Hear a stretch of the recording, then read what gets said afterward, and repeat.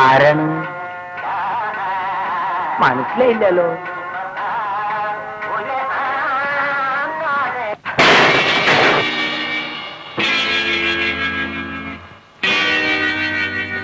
പാട്ട് ഇഷ്ടമില്ലായിരുന്നെങ്കിൽ പറയായിരുന്നു, വലിച്ചെറിയണ്ടായിരുന്നു.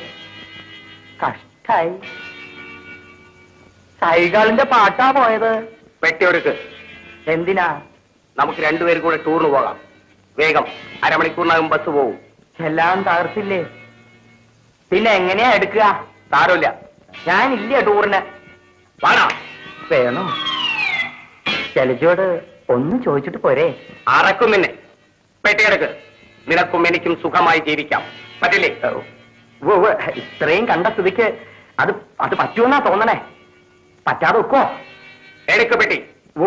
എടുക്കന്നെ. അല്ലാതെ നിവൃത്തിയില്ലല്ലോ. എടുക്കന്നെ. നടപ്പ് കണ്ടിട്ട് ഇനി അങ്ങോട്ട് എന്റെ ജീവിതം സുഖായിരിക്കും എന്നാ തോന്നണേ. ശൈലജയ്ക്ക് എന്നെ ഒന്ന് കാണണമെങ്കിൽ എങ്ങനെയാ ഈ വഴി വരിക? അതെല്ലാം വരുവടാ. ഇവിടെ കല്ല് കരട് കാഞ്ഞൊരു കുറ്റി മുള്ളു വരട് മൂർഖം പാമ്പ് എല്ലാം ഉണ്ടല്ലോ. അവൾ എങ്ങനെയാ വഴി വരിക? മെല്ലെ പിടിച്ചോളൂ. ഇതൊരു ഭയങ്കര വനാണല്ലോ. ഞാനൊരു പാട്ട് വെക്കട്ടെ? അങ്ങോട്ട് നടക്കണ. എന്തിനാ എന്നെ ദേഹോദ്രം ഏൽപ്പിക്കണേ? ഞാനൊരു പാവമില്ലേ? ഞാൻ നടന്നോളാം. പുറകെ നടന്നോളൂ കേട്ടോ. പേടിക്കണ്ട, നടന്നോളൂ. ഇവിടെ ചാരായവും കഞ്ചാവും ഒക്കെ കിട്ടുമോ?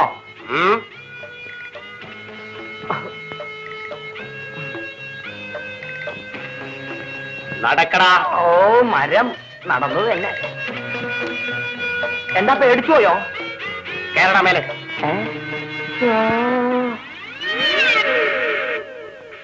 ഇതിന്റെ മേലെയോ? ഒരു കാര്യം ചെയ്യും, പാട്ട് പെട്ടി ഇങ്ങോട്ട് പിടിച്ചോളൂ. ഞാൻ കേറിയിട്ട് ഇങ്ങോട്ട് ഇറങ്ങി വരാം. എന്നാലും ജലജോട് ഒന്ന് ചോദിച്ചിട്ട് പോരെ?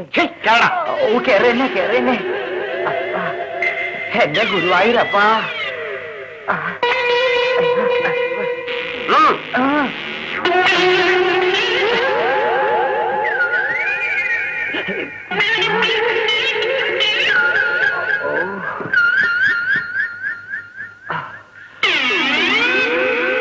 ഇപ്പോഴും കത്തി മടക്കിയിട്ടില്ലേ? ശിവ. അല്ല, വാതിലും പൂട്ടിയോ? താനും വന്നോളൂ, നമുക്ക് പാട്ടും കെട്ടിരിക്കാം. ഓ മിണ്ടില്ല. കത്തി തണ്ടേലില്ലേ? താൻ പേടിക്കണ്ട. സമയാസമയത്തിന് ആഹാരം ഞാനിവിടെ എത്തിച്ചോളാം. ആഹാരം മാത്രം പോരാ, അല്പ കഞ്ചാവും വേണം കേട്ടോ. ഒരു കാര്യം ഞാൻ പറഞ്ഞേക്കാം. ഇവിടെ നിന്നെങ്ങാനും രക്ഷപ്പെടാൻ ശ്രമിച്ചാൽ തന്റെ കുടല് ഞാൻ വെളിയിലെടുക്കും. അങ്ങനൊന്നും ശ്രമിക്കില്ല.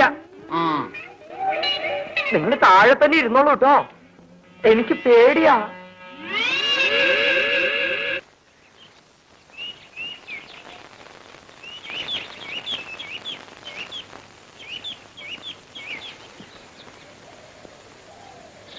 നാലാം ഘട്ടവും കഴിഞ്ഞു. എന്നുവെച്ചാൽ വിക്രമൻ ഇനി ജലജയെ ശല്യം ചെയ്യില്ല. എന്ത് ചെയ്തു? കൊന്നോ? ഒന്നാൽ എല്ലാ ഘട്ടവും കഴിഞ്ഞില്ലേ? കൊല്ലാതെ കൊണ്ട് നടക്കലല്ലേ എന്റെ പണി.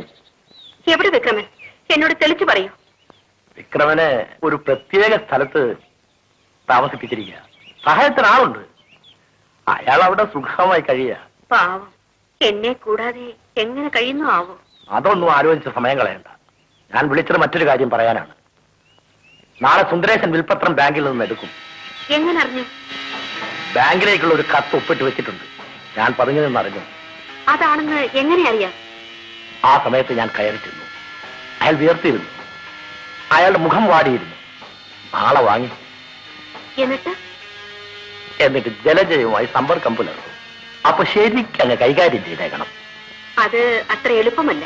ഒന്നുമില്ല, പണം ആർക്കും കഴിക്കില്ല ജലജ, ആ മണ്ട വിക്രമൻ ഒഴികെ. തമ്പുരാട്ടി അന്വേഷിക്കും.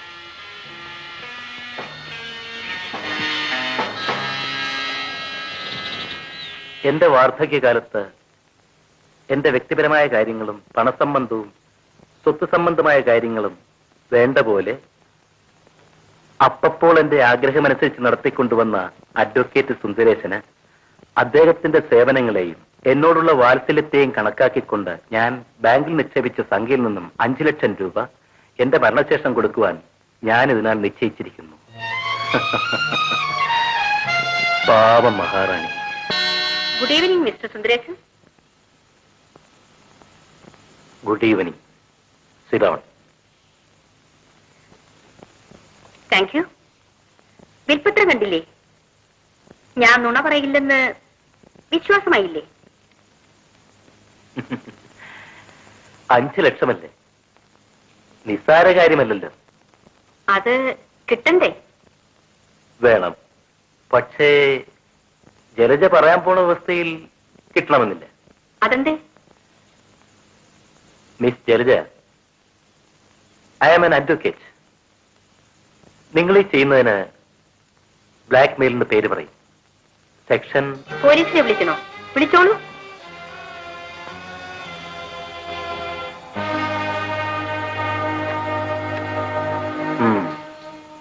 നിങ്ങളുടെ വ്യവസ്ഥകൾ എന്തൊക്കെയാണ്? നിസ്സാരം. ആ വിൽപ്പത്രം എനിക്ക് വേണം. വിൽപ്പത്രമോ? എന്തിന്? അതുകൊണ്ട് എന്ത് ചെയ്യാൻ? അക്കാര്യം ജലജയ്ക്ക് വിശദീകരിക്കാൻ കഴിയില്ല. പാവം പെണ്ണല്ലേ. അതുകൊണ്ട് സഹായിക്കാൻ വന്നതാണ്. വിരോധമുണ്ടാവില്ല എന്ന് വിചാരിക്കുന്നത്.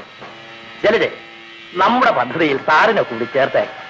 സാറൊരു പാവമല്ലേ. ഓയ്, നമുക്ക് സമയം കളയണ്ട. ഞാൻ പറയാം. മഹാറാണിയുടെ വിൽപ്പത്രം ഞങ്ങൾക്ക് വേണം. അതിലൊരു സൂത്രം ചെയ്യാനാ. ചെറിയ ചില മാറ്റങ്ങൾ വരുത്താനുണ്ട്. മാറ്റങ്ങൾ വരുത്താനോ? സാറിന്റെ പേരിലുള്ള 5 ലക്ഷം രൂപ മാറ്റില്ല. മഹാറാണി ആ മ്യൂസിക് റിസർച്ച് അക്കാദമിക്ക് 50 ലക്ഷം രൂപ വെച്ചിട്ടുണ്ട്. അതൊരാവശ്യമാണ്. അത് മഹാറാണിയുടെ ചെറുമകൻ വിക്രമരാജയ്ക്കുള്ളതാണെന്ന് മാറ്റി എഴുതണം. അത്രേ. ഞങ്ങൾക്കൊന്നും വേണ്ട. വിക്രമരാജ ഒരു പാവമാണ് സാർ.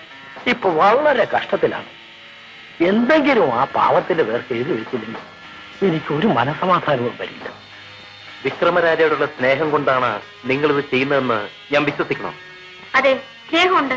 പിന്നെ ഇത്രയും വാങ്ങിച്ചു കൊടുക്കുന്നതല്ലേ. എനിക്കെന്തെങ്കിലും കിട്ടണ്ടേ? ഒരു 25 ലക്ഷമെങ്കിലും കിട്ടണം. അത് കിട്ടും. അപ്പോ വിൽപ്പത്രം ഞാൻ നിങ്ങളെ ഏൽപ്പിക്കണം അല്ലേ? നമ്മുടെ ടേപ്പിന്റെ ഗുണം സാറിന് മനസ്സിലാക്കില്ലെന്ന് തോന്നുന്നു. എല്ലാ പെണ്ണുങ്ങളോടും ഇങ്ങനെ പറഞ്ഞു കാണും. ഇല്ല. എന്നാൽ സത്യം ചെയ്ത് പറയും. എന്താ?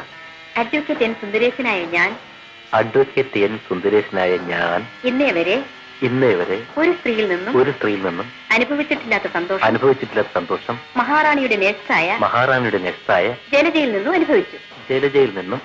സാറിന് വേണോ? എടുത്തോളണം. എന്റെ കയ്യിൽ വേറെ കോപ്പിയുണ്ട്. പിള്ള അത്ര മണ്ടനൊന്നും അല്ല സാറേ. അവർക്ക് സ്വല്പം പ്രേമമല്ലേ? ആ പേര് പറഞ്ഞാൽ തന്നെ എനിക്ക് അറപ്പാണ്. വിൽപ്പത്രം ഞാൻ അത് ബുദ്ധി. അബദ്ധത്തിലെങ്ങാനും മഹാറാണി ഈ ടേപ്പ് കേട്ട സാറിന്റെ 5 ലക്ഷം രൂപ പോക്ക. വിൽപ്പത്രം എങ്ങനെ മാറ്റും? മാറ്റില്ല, പുതിയതൊന്നും ഉണ്ടാക്കും. കള്ളൊപ്പിട്ടോ എന്ന് വേണമെങ്കിൽ വിചാരിച്ചോളൂ. മഹാറാണിയുടെ ശരിയായ ഒപ്പ് തന്നെയാണ് ഇടാൻ പോകുന്നത്. ഞാനല്ലേ ഇടുന്നത്. മഹാറാണിയുടെ കള്ളൊപ്പിട്ടാൽ ഞാനും എന്റെ സീനിയറും തിരിച്ചറിയും. അതുകൊണ്ട് ഇത് ആലോചിക്കണ്ട. ശരി, ഈ പാഡിൽ സാർ ഒരു ഒപ്പ് ഇങ്ങ് ചാർത്തി തന്നാട്ടെ. ആ, ചുമ്മാ ഇടണം സാറേ. ഒരു വേല കാണിക്കാമോ എന്ന് നോക്കട്ടെ.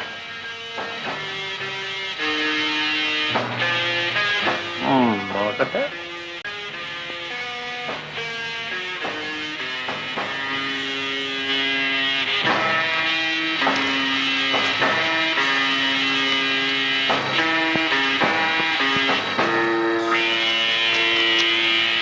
ഇതിൽ സാറിന്റെ ഒപ്പ് ഏതൊന്നൊന്ന് പറഞ്ഞാട്ടെ.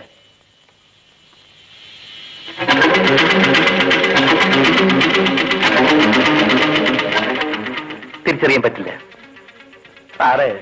ഇതൊരു കലയാണ്. എന്നെ കൊണ്ടേ പറ്റൂ. ശരി, മഹാറാണിയുടെ കള്ള ഒപ്പിടാം. എന്നാലും സാക്ഷികൾ വേണ്ടേ?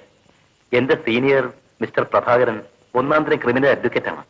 സംശയം തോന്നിയാൽ പോലീസിൽ അറിയിക്കും. അതിനാണ് സാറ് സഹായിക്കേണ്ടത്. പ്രഭാകരൻ സാറിന് ഒരു 5 ലക്ഷം രൂപ ഞാൻ എഴുതി വെച്ചേക്കാം.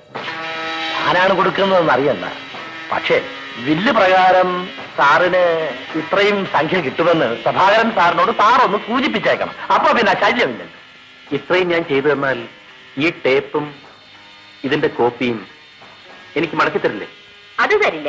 പക്ഷേ അതുകൊണ്ട് പിന്നെ സാറിന് ഒരു കുഴപ്പവും ഉണ്ടാവില്ല.